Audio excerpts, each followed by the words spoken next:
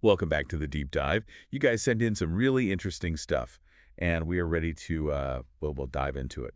Today's deep dive was a listener request, and it's a doozy. We're taking a look at Dark Journalist, but not the usual UFO stuff. We're going, well, deeper. Oh, going full deep state on this one. You got it. Our listener sent over a ton of Dark Journalist's YouTube transcripts.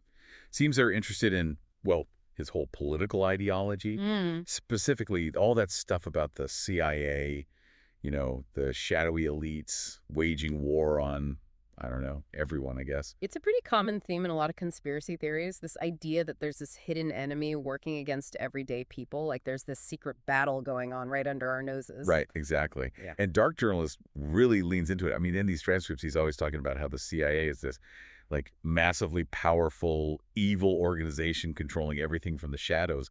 It's kind of wild. Well, it's like a classic spy thriller, right? Except he's framing it as reality. So where does that idea even come from? I mean, is there any truth to it? Yeah. Well, like with a lot of these things, there is a grain of truth somewhere, buried way down deep. I mean, you have to think about the context of, say, the Cold War. Back then, the CIA was involved in some shady stuff, covert operations, that kind of thing. So there's a historical basis, but Dark Journalist kind of exaggerates it. Exaggerates it, yeah, a bit. He basically takes those real events and then blows them way out of proportion, claiming the CIA controls pretty much everything. Assassinations, the CIA. Elections, the CIA. The weather, CIA again. It's a pretty compelling narrative, I'll give him that, but it completely ignores all the nuances of how governments actually function. Yeah, like the idea that one organization could wield that much power. I mean, come on. Exactly. There are checks and balances, different agencies, competing interests. It's not exactly a streamlined system. And then there are the figures he always brings up, GFK, RFK, even Trump. He portrays them all as victims of this CIA machine, right? Yeah. Like they were all targeted for daring to challenge the system. It's a very effective way to tap into people's fears and anxieties, especially when you're dealing with figures who are already surrounded by tragedy or unanswered questions. Like JFK. Yeah. I mean, his assassination is practically a breeding ground for conspiracy theories. Exactly. And Dark Journalist uses that. He pushes the idea that Lee Harvey Oswald was just a pawn, a patsy for the real masterminds, the CIA, of course. It's all part of this larger narrative he's constructed, this deep, sprawling conspiracy that's been playing out for decades. It's like he's picking and choosing what events fit into his narrative, right? Like constructing a story and then shoehorning things in to make it work. Oh, absolutely. And it's not just the big names either. He does it with more obscure figures, too. Like this guy, Louis B. Sims. I don't know if you're familiar with him. Rings a bell, but I'm drawing a blank on the details. Yeah, he's not exactly a household name, but Dark Journalist brings him up as, evidence of this grand conspiracy. Sims had this, well, unusual background, kind of bounced around different fields, intercepted with a few historical events. Okay, and that's supposed to be proof of something. Well, in Dark Journalist's world it is, because he was in the same room as a few powerful people. That automatically makes him, a CIA operative, a secret manipulator, part of the deep state. Come on, that's a bit of a stretch, don't you think? A bit. It's classic correlation versus causation.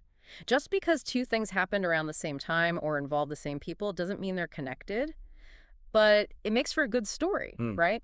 And he does this all the time with all sorts of things, like the Continuity of Government program, COG. Oh, yeah, COG. He loves to talk about that. Yeah. Like it's some kind of secret weapon the government uses to control us all.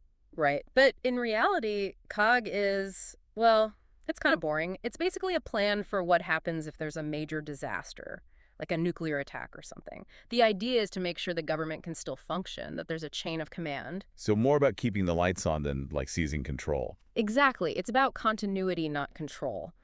But Dark Journalist uses it to fuel this narrative that the government is always scheming, always plotting some kind of power grab. And that kind of thinking, it doesn't stop at COG. He applies it to all sorts of things. Climate change, for example, or COVID. Oh, yeah, those were doozies. The transcripts we got, he's downplaying the severity of COVID, even suggesting it was orchestrated. And climate change, forget about it. That's a complete hoax, according to him. Right.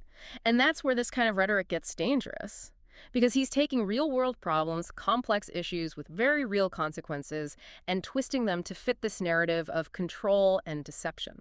So instead of having a nuanced conversation about, the science or the potential solutions, it's all just Like, the elites are lying to you, don't trust anyone. Exactly. And that kind of thinking, it's not just unhelpful, it's dangerous, especially when it comes to something like public health. If you're telling people that a deadly virus is a hoax, people are going to die. It's as simple as that. And it's not just about, people getting sick. It's bigger than that, isn't it? This whole mindset, it spills over into all these other areas where we need to be able to trust the experts, like climate change, for instance. Absolutely. I mean, climate change is a perfect example. The stakes are incredibly high, and we desperately need to be working together to address it. But when you have someone like DarkJournalist constantly sowing doubt, undermining the science, it creates this huge obstacle to making any real progress. It's like he's almost creating this alternate reality, one where everything is a conspiracy and nobody knows who to trust.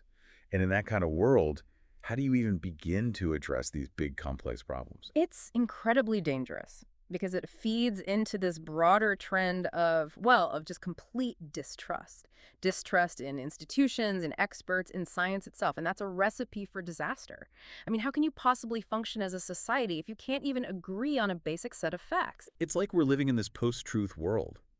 Everyone's retreating into their own little echo chambers, only consuming information that reinforces what they already believe. Exactly. And that's terrifying because it makes it almost impossible to have any kind of meaningful dialogue. It's all just shouting matches and conspiracy theories. So where does that leave us with Dark Journalist? I mean, what's the takeaway for our listeners who are, trying to make sense of all this? Well, I think the most important thing is awareness. You have to understand that what Dark Journalist is selling, it's not news, it's not journalism, it's a narrative. A carefully crafted narrative designed to exploit our fears and anxieties. So it's entertainment. In a way, I guess. But it's important to remember that there are real-world consequences to this kind of thinking.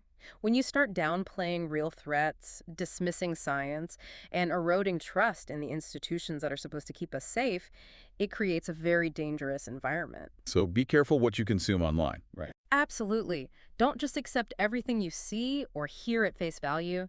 Be critical. Question your sources. Seek out diverse perspectives. And remember, it's okay to be skeptical. In fact, in this day and age, it's more important than ever. Well said. A huge thank you to our expert for diving into the deep end with us on this one. And to our listeners, thanks for sending in this request. We love exploring these complex topics with you. Until next time, stay curious, stay informed, and most importantly, keep asking questions. We'll see you in the next deep dive.